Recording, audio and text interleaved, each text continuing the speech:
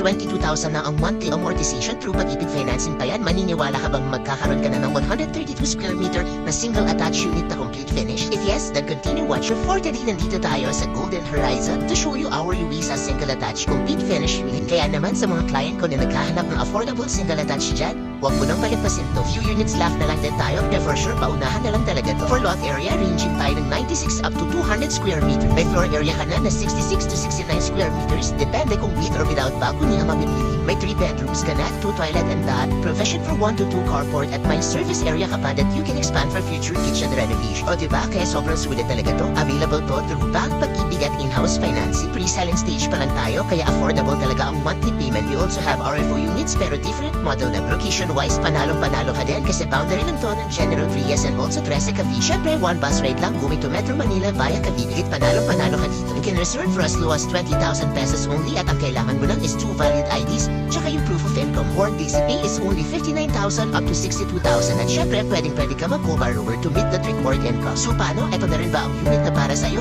Tara, tripping na tayo. You can buy or call or message us in our Viber, WhatsApp at IMO. Follow us for more house tour video. Paalam!